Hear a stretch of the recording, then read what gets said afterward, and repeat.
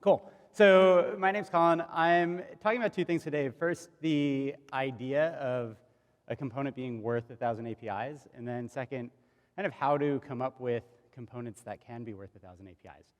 I guess the underlying thread here is the evolution of third-party tools. I'm going to step away from this, just pace a little bit.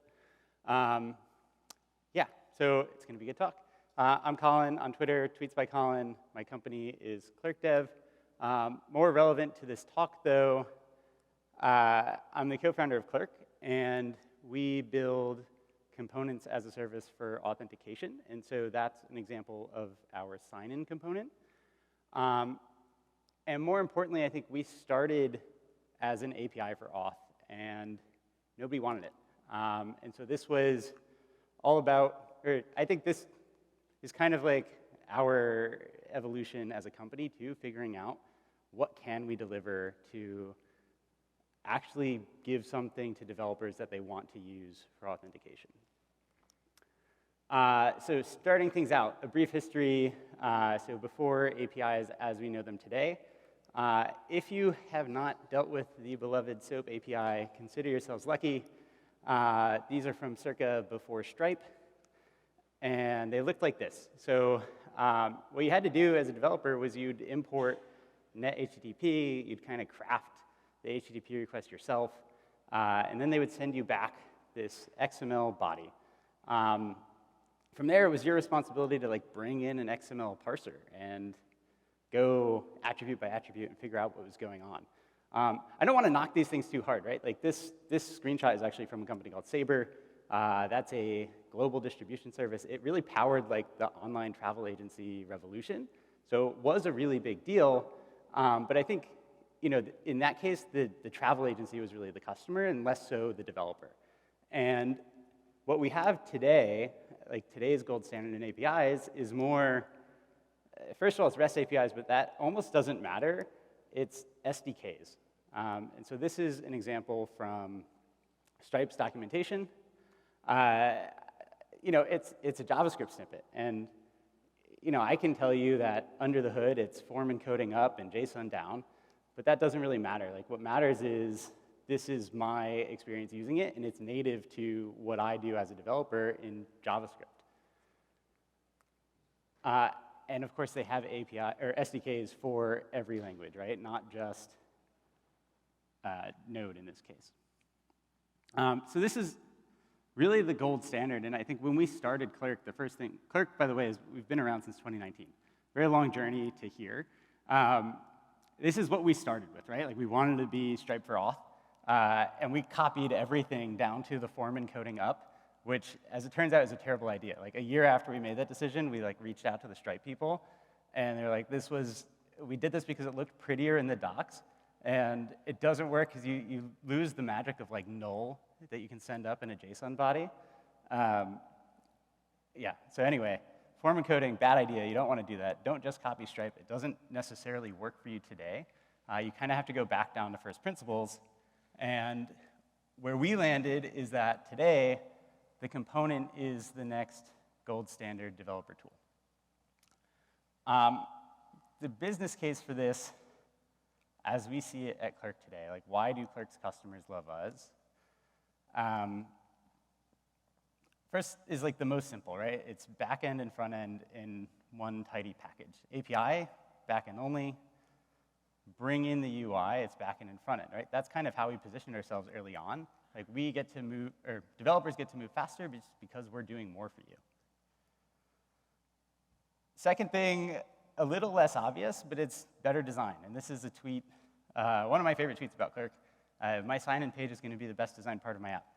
We have a very unfair advantage as Clerk where we have full-time designers that only care about the sign-up flow and making it super high conversion.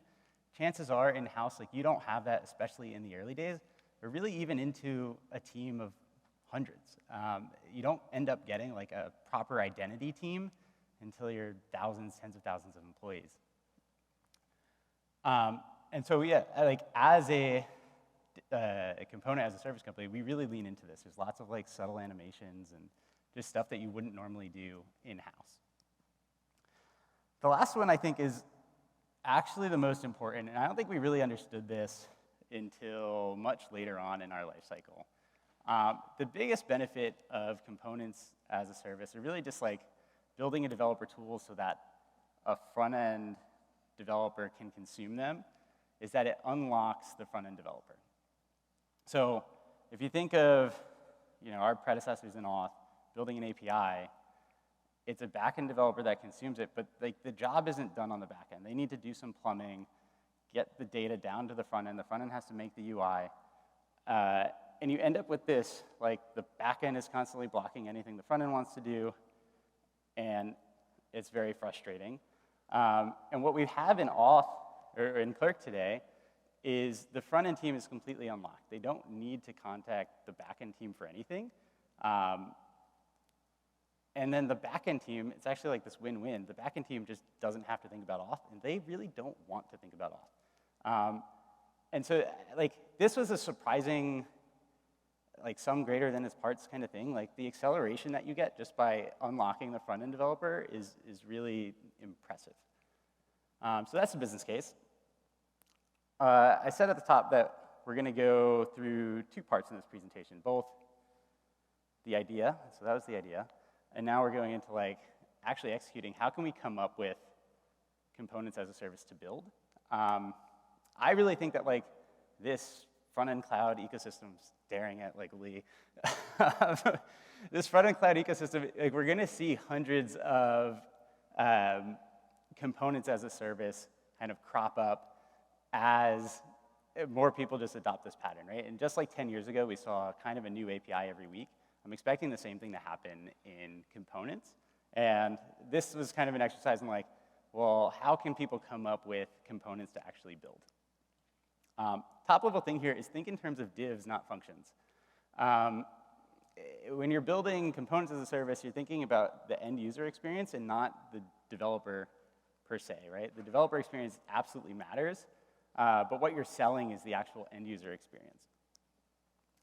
So there's 3 ways to do this that I've come up with at least. And I'm going to list them all, and then we're going to unpack them one by one. So first is just pick a common end user UI. Second, pick an uncommon UI that you feel like we need more of. And third, work backwards from APIs. So diving into the first, I'm going to grab some water.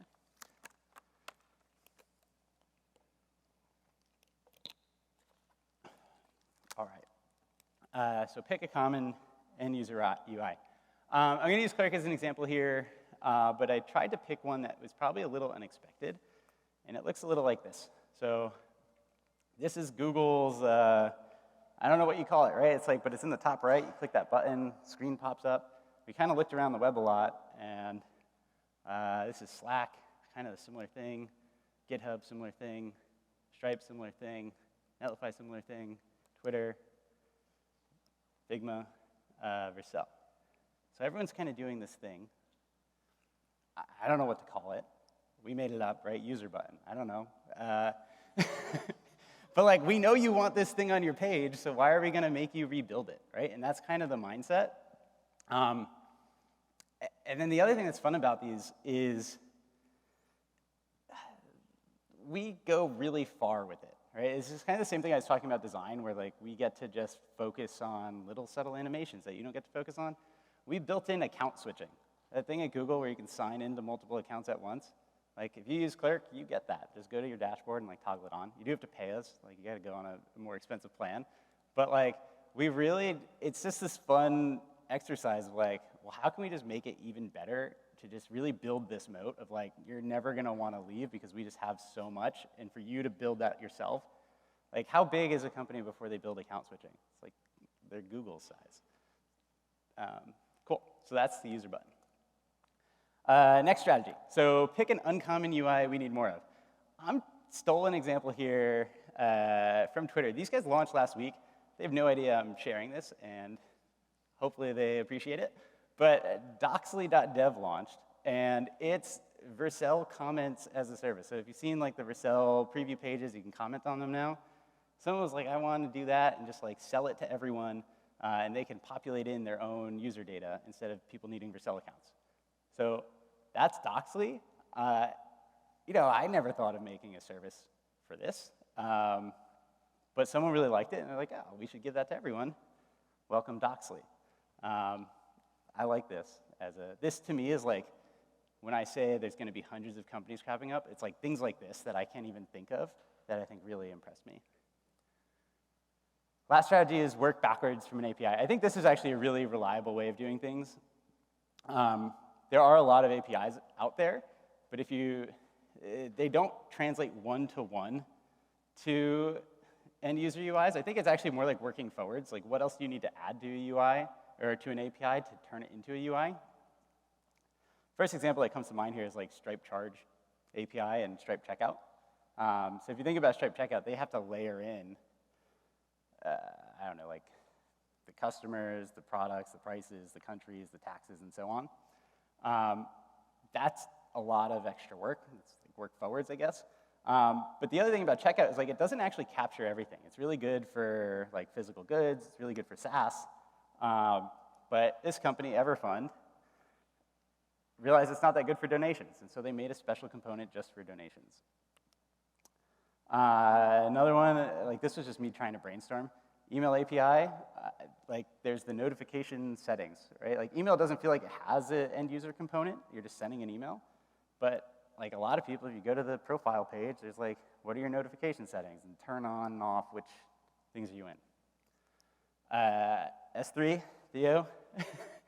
S3 is just not helpful, or very helpful, I'd say, for front-end developers, right? Like, there's more to the full process of uploading. And so if you look at upload thing today, it's like they've also set up hooks for you. So it really does follow that theme in my head. And I didn't... Components coming soon. There you go. They have the hooks so far. But it's the same thing of like, how can we unlock the front-end developer to do things without the back-end developer? All right, so that's how to ideate. And then the last thing is like, what do you actually need to build into this to make it a worthwhile component? This was like hard-fought lessons, or hard-learned lessons at Clerk. Must-have things to win the big sales. First things first, robust customization. This is really like stupidly hard to make your components customizable enough to get people to use them. The superpower we discovered was because in React we're not using iframes, the like sandbox isn't there. And a lot of embeddables of the past, right, like intercoms of the world, they look at the sandbox as like a feature, like, oh, like the developer styles aren't going to creep into my styles. Clerk, we take the complete opposite approach. Like, we do font inherit, right? Like, if you set a font on your body, like, we want that font to hit your component because chances are you want that font to hit the component. Like, we use rems a lot, so whatever your body font size is, like, we'll adjust the rems based on it. I think the mindset that we're in now is it's not so much can the developer drop something on the page that looks perfect right away. It's reducing the time between the developer dropping something on the page and it being styled how they want. And the way we set up our CSS classes today is it's like intentional that they can be polluted. Because it's not pollution, it's what the developer actually wants. That's like, there's a very layered story there. You really have to, you need like these CSS architects to really figure it out so that things flow the right way. It's also the C in CSS, right? The cascade that no one ever uses. We get to leverage it a little bit. And you never got to do that with iframes. So yeah, the other thing is bring your own classes. I didn't mention that. Like, people don't want, if you look at Stripe's customization for payment element, like, you need to learn a new styling strategy just to use payment element. Like, people would much rather pass in Tailwind classes. But you need the style to be able to break over the origin line. And the only way to do that is if you're mounting components directly in their DOM instead of in your own iframe. All right, the other essential feature is fallback to hooks. You can start with hooks, right? That's what upload thing did. But basically, this is just saying, like, at Clerk, we have the sign-in component, and then we also have the use sign-in hook. If that first one is about UI customization, this one's about UX customization. So really letting people design their own flows entirely. Hooks are the way to do that. It's basically a front-end facing API is the way I think about it today. The last thing that I mentioned here is fallback to REST APIs. We do still need these. I'd say it's like 1 in 100 ask for hooks, 1 in 1,000 ask for REST APIs. It's like tempting to say, oh, I want to ignore those. On the other hand, those tend to be the big ones. So you don't really want to ignore them, but like for fallback to REST APIs, it's things you can't expose to the front end directly. So things that would break your standard security principles, like programmatically signing people in is the example at Clerk. We can't just like let arbitrary sign-ins happen from the front end. So we do have a way to let arbitrary sign-ins happen with a secret key on the back end. And that's what I mean by fallback to REST APIs. That is everything I have. Thank you all. Thanks for coming out too. I'll be here downstairs at that big booth.